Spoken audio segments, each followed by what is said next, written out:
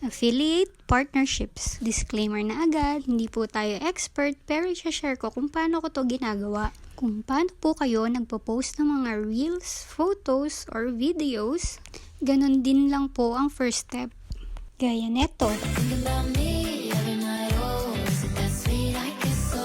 Pag ready na ang iyong video, scroll down mo lang hanggang dulo at i-click yung earn money. Then, add product links. Dito, makikita mo yung mga save or favorites. Pero pag first time mo, dun ka muna sa see all products. At lalabas ang lahat ng products na pwede mong pagpilian.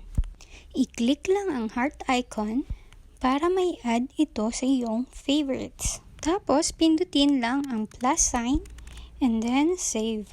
At makikita mo na siya sa ilalim nitong earn money. Goods na yan. Scroll up na tayo at i-click ito. This looks like a branded content post.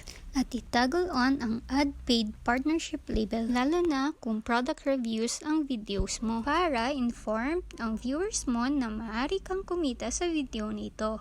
I-double check ang post. Pag sa tingin mo okay na, share now. Hintayin natin habang nag-scan for copyrights, lalo na pag may music ang video mo. Pag clear na ito at na-post na, mag-react ka na agad. Post mo eh. Tiyanan, at ayan na nga ang link na pwedeng makita sa comment section o sa ilalim ng iyong video. Pag may nag-click dito at bumili, makikita mo ito sa iyong affiliate account.